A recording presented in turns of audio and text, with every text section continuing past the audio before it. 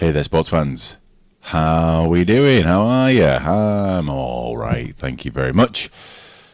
It's round 21, so welcome to the 10 yards back predictions for round 21 of the 2025 Betfred Super League. We're closing in, aren't we? We're closing in on that little final couple of weeks here, and I'll be honest, I'm glad to have a full complement of fixtures back, he says, as if it's been gone for months. It was a rough 2 weeks there, wasn't it, guys? We're back, full complement of fixtures, and, of course, I was a bit critical last week of the, no one's fault. The matchups just weren't that compelling, were they? This week, we got a good couple of games coming up. Let's have a look what we got. Thursday, opening the weekend, Leigh versus Leeds. Fantastic matchup. I'll get into that. Warrington Wigan on Friday. Also on Friday, Wakefield versus Saints. Oh, baby, really front-loading this weekend of fixtures, aren't they? Saturday afternoon, Hull KR versus Castleford. Skip it. Huddersfield versus Catalans. Okay. And Hull FC versus Salford closing out the weekend. Rough one. All right.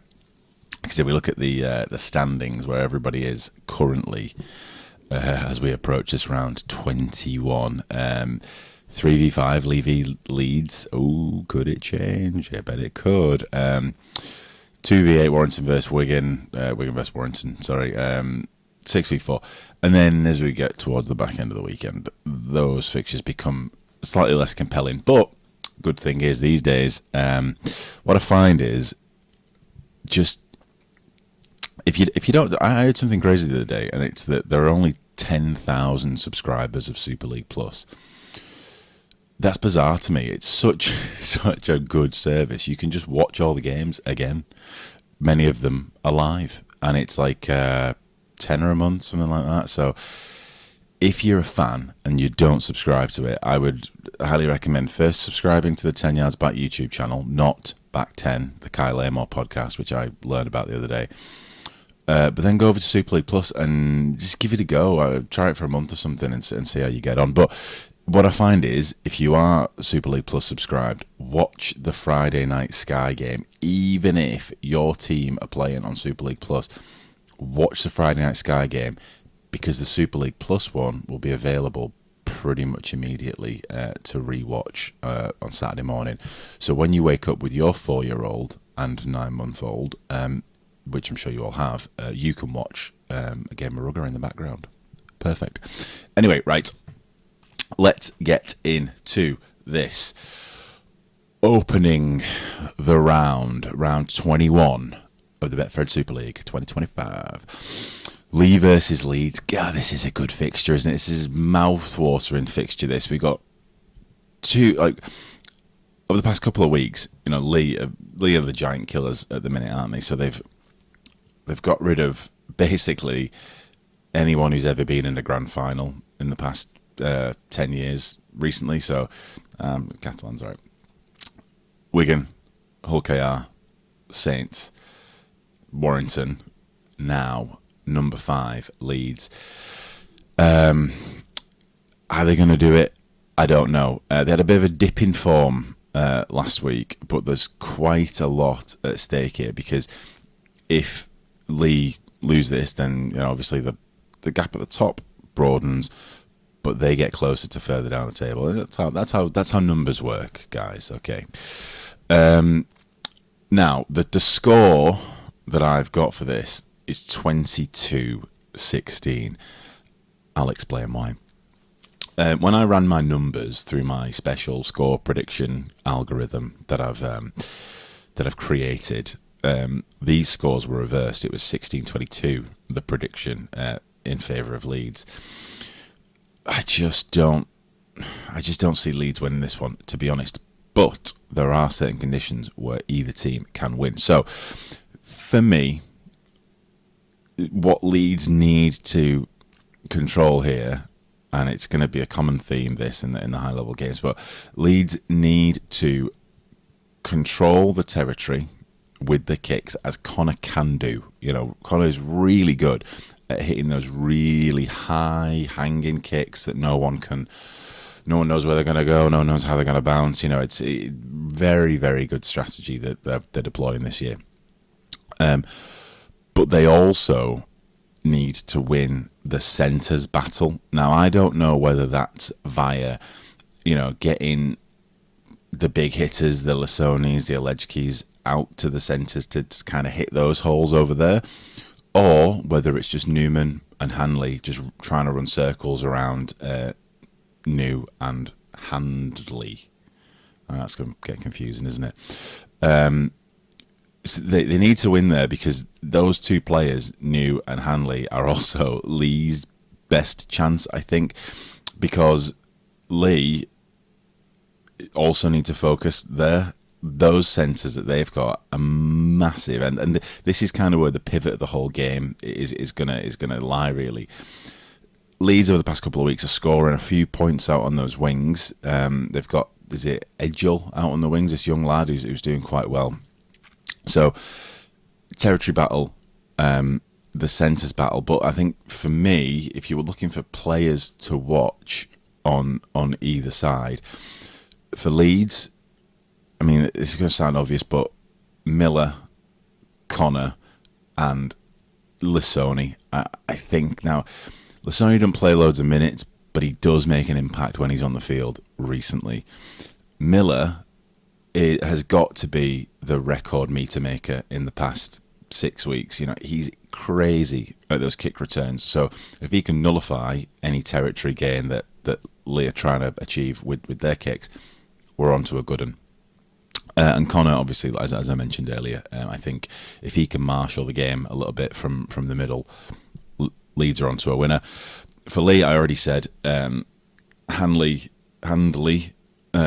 New, and Ipape, my hero, Edwin Ipape. I think last week against Warrington, he scored a try, of course, but he kind of didn't go missing, but he wasn't the Ipape that we all know and love very much.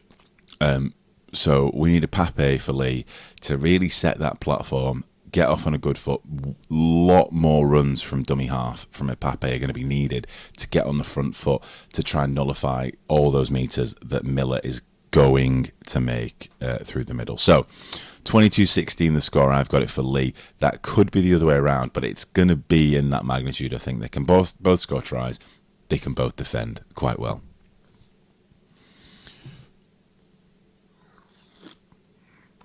Take a little minute before I move on.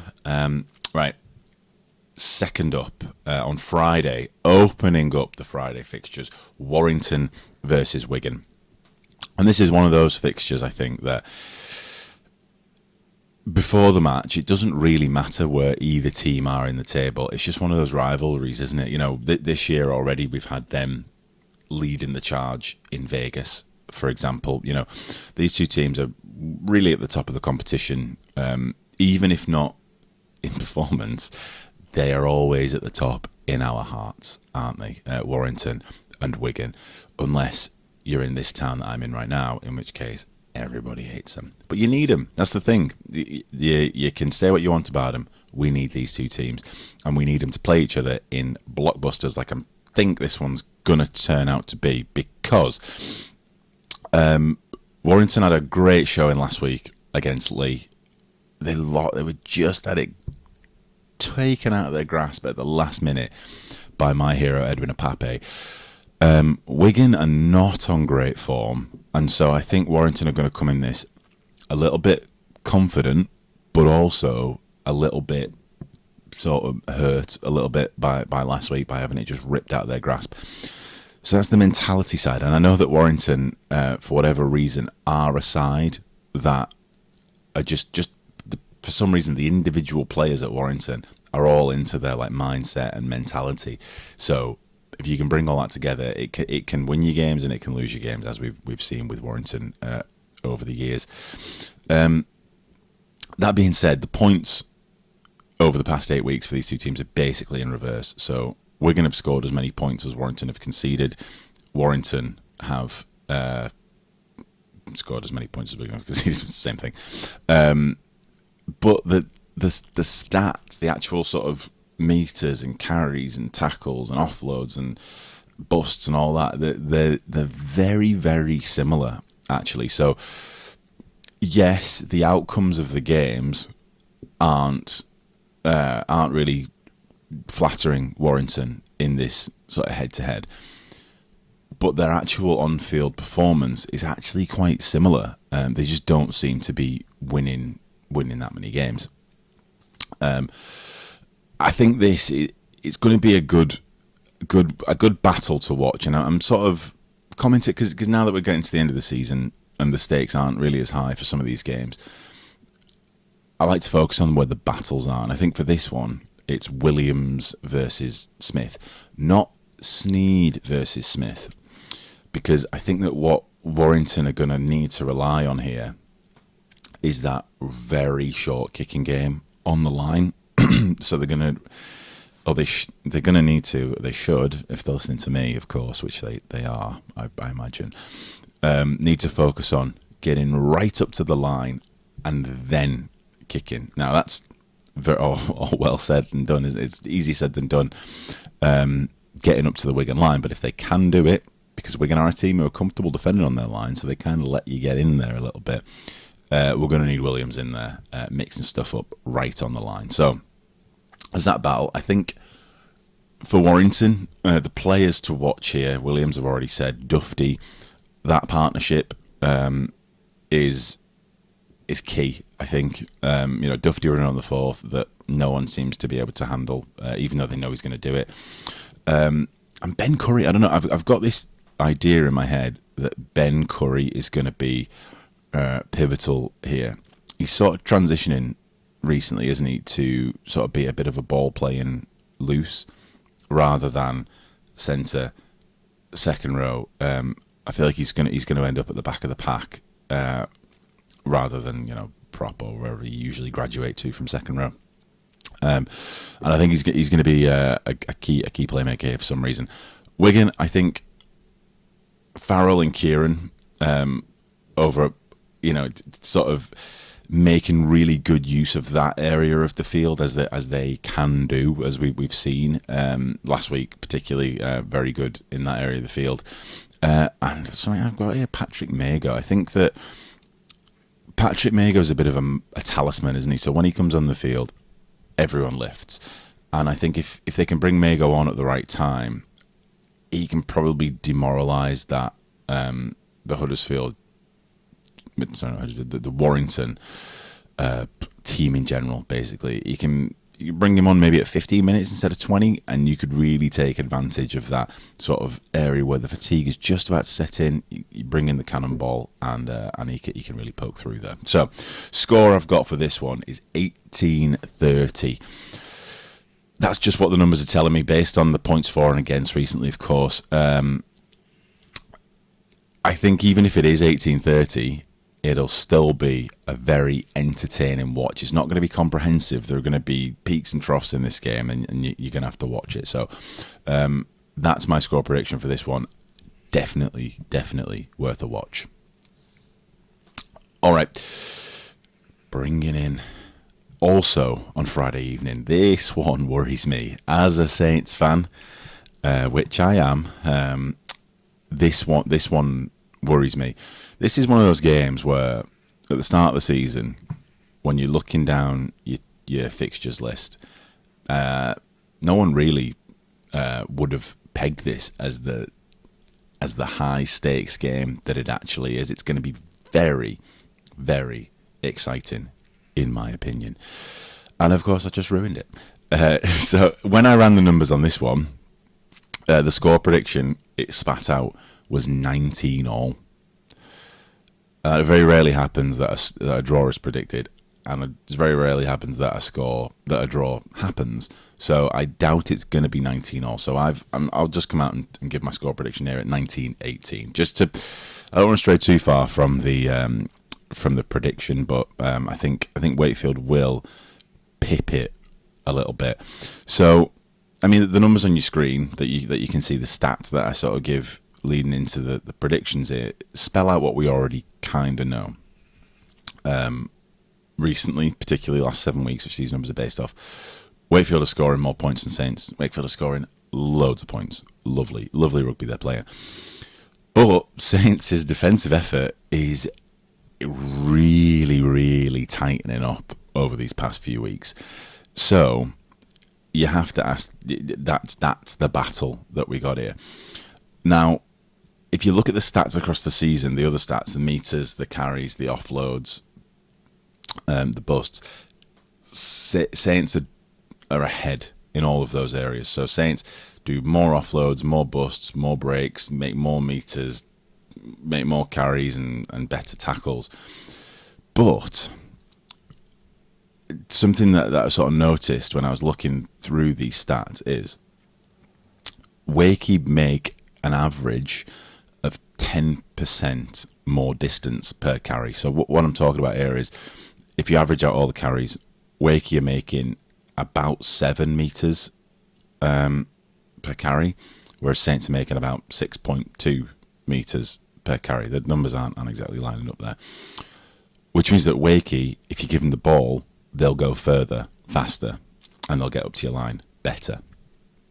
Also, Wakefield need 30% fewer carries per try, and that equates to something like Wakefield make 60 carries per try, whereas Saints, it's more like 90, 95 carries per try. So that to me says that this game is going to hinge on possession. Saints over the past couple of weeks have been sort of buggers really for just dropping the ball, particularly like last week against Castleford. I think obviously they won comprehensively last week, Saints, but in the second half they just didn't seem arsed about catching the ball and holding on to it. You know, they're just dropping it left, right and centre, and this has become a theme now. If they need to sort that out this week, because if you gift Wakefield possession, like we've just said, they will make meters and they will score more tries than you, which they're probably already going to do. Okay? So possession and territory are going to be key for Saints. Equally, Wakefield, if you need to hang on to that ball. So they're good at the flashy stuff near the line. Repeat set, repeat set, repeat set, repeat set. Try to take it deep, because Saints can be buggers at lying on and sort of just giving those 6 agains away on the line. They're probably, nowadays, it pains me to say, the worst in the league for it. And I don't appreciate it. I don't think it should be allowed. It's not allowed, of course, but yeah, what are you going to do? I think players to watch out for here on both sides. Wakefield, Jowett and Walmsley. I've got Lachlan Walmsley, that is, not Alex Walmsley, of course. That'd be weird if they had a good partnership. I've got quite a good partnership going on at the minute. Jowett placing the ball basically wherever Walmsley needs it, and Walmsley just doing what he does with it. You've got Jowett and Walmsley, I think, are ones to look out for. Corey Hall as well is playing a stormer. Defensively, in attack, he's great. I think he's going to have a lot to say in this match.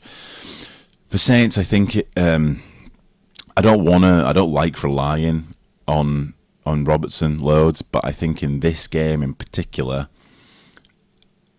he's going to have a lot to say.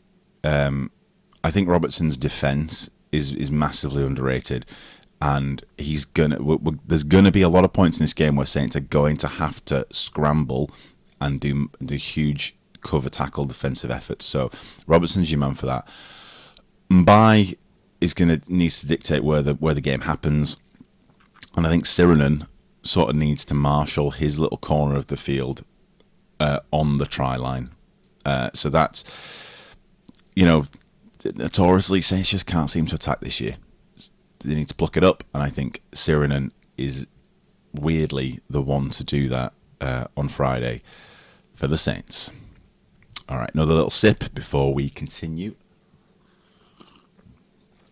I got a sore throat today, I don't know why. Right. moving on to Saturday. Saturday afternoon, the 3 o'clock Saturday game. Not a bad time to watch a game of rugby. Probably not the best time to have this fixture in the year, though. We got Hull KR versus Castleford. I kind of joked at the end, at the start here, sort of, just skip it. It is a bit of a mismatch, isn't it? Last week, Castleford didn't really have anything against Saints. There were a couple of times where they got close and just fluffed it at the last minute. 40-0. What can you say? Pouring through the stats here, it's hard to pick out. In general, it's hard to pick out like a key stat for Hull KR. Like, what do they do well? Because this year they're good. They're good everywhere. It's also hard to sort of say. Cass don't excel in any of the stats. Obviously, they're 10 points lower than them in the league. So, but I think if you were to look at areas where Castleford are quite far behind, it's the number of carries and the number of offloads. So basically, Castleford need to focus on that particular area, I think, here, because there's quite a gulf between those two. So if Hull KR are going to just be throwing the ball around, offloading and getting more carries, they're going to score more points. And I think Castleford just need to control it. Boring rugby, basically, is what they need here, Cass, to get anywhere near where they need to be. So I think 36-4 is not an unreasonable prediction. My formula did spit out a couple more points for Cass, but I don't see it myself. I'm happy to be proved wrong, as always. On the subject of that boring rugby, I think for Cass, the players that need to control this here, Rooney and Arcee, they, on their day, they're really good. But I'm a particular fan of Rooney, and I don't know why, Fletcher Rooney, that is. I just like him. I like the way he plays. I like what he does. I like what he tries to do. He's in the mix, isn't he? Hull KR, obviously, Lewis, Broadbent, Burgess.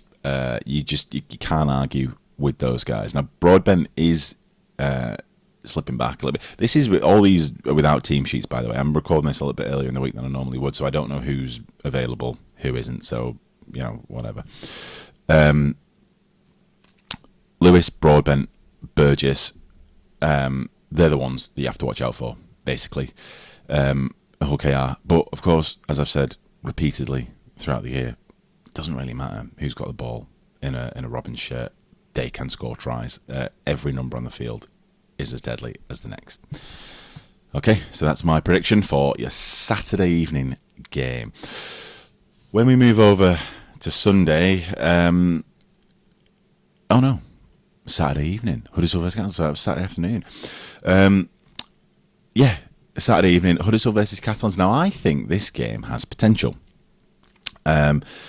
because Huddersfield are in 11th, Catalans are in 9th, but the performance across the season has basically flipped, hasn't it? Huddersfield are coming good at the end.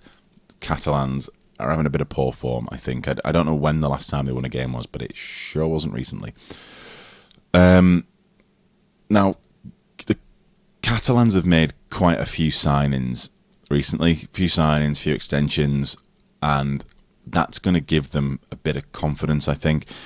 Joel Tompkins has been appointed head coach in a, I'm going to say questionable move. I don't know, like Super League head coach is quite big there, but they seem to like him anyway. Obviously, Sam Tompkins is a bit of a mascot over there. He'll be bigging him up. And so that's going to give them confidence going into this one. But Huddersfield have got confidence because they'll be confident. They've been playing very well. They beat a good Hull FC side last week, quite convincingly, so they'll be bolstered.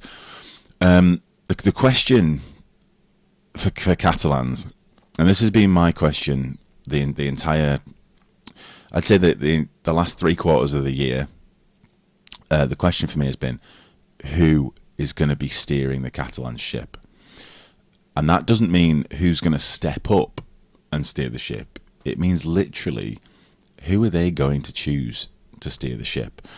So last week in the halves, they had Farge and Rouget, and they seemed to do quite well at the end of the match when they started sort of connecting. So it's just a big question, because they could come back this week and have Kiri and Farge, and then you've just lost all that momentum that you gained last week. All that knowledge that these two sort of worked on last week is all gone.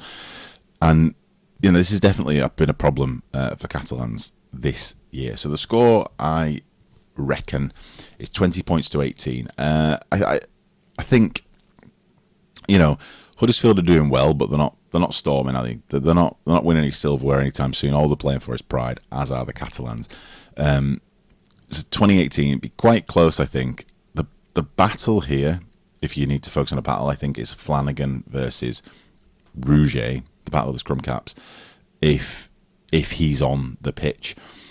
If he's not on the pitch, I think that Flanagan can cause problems. You know, last week I was very impressed with Flanagan. Last week he was just everywhere. He was everywhere, doing everything, even doing a bit of shit talking. If you remember back to that Hull FC game, so big fan of him at the minute. I think both these sides, to be honest, the game is just going to be about, like I said earlier, setting the platform and executing. Huddersfield at the minute are a bit better at executing than Catalans are, and they're a bit better at setting the platform than Catalans are, but happy to be wrong. This, I'm really looking forward to seeing what the attendance of this game is. What, 4,000, something like that. I don't know. It's gonna look shocking on TV, but let's see how we go. All right. On to Sunday, our Sunday afternoon fixture. Salford Red Devils seem to have cemented themselves. Nice, comfy Sunday game for the Red Devils. I don't know why, because most of the team are going to be in school the next day, aren't they? So it's odd that they do that. I'm not going to go on too much about this. For me, if the Salford Red Devils 2025 was a film, this is the saddest part by far. Last week, they lost Hankinson. They lost Hill. They also lost somebody else who I can't remember who it was. Apologies, mate. Yeah, they're gone. Hankinson has scored most of the points for Salford, which, you know, let's be honest, weren't plentiful over the past 10 weeks. And Hill has fucking worked his arse off. You know, 80-minute performances for Hill. And he's like 36, 37, something like that. So, you know, those two players deserve better, to be honest. So I'm not mad that they've gone or anything like that. But I think we can basically chalk Salford off on this one. 32-12 for Salford, for Hull FC. I mean, it could be more. I don't know who's going to be. I literally don't know who will be on the field, and I don't think they do either. And that's not helping things, is it? So yeah, we got 32-12 there, Hull FC Salford. Wouldn't be surprised if it was much, much, much more. Okay, review then, round up. These are the scores. I'm not going to belabour them. You heard me talking about it a second ago. Good weekend of rugby. I think, like I said, it is a bit front-loaded. Thursday, Friday, those games. Excellent. But nice bit of competition for the rest of the weekend anyway. So, enjoy it. Enjoy round 21. And I will see you next week to eat my humble pie.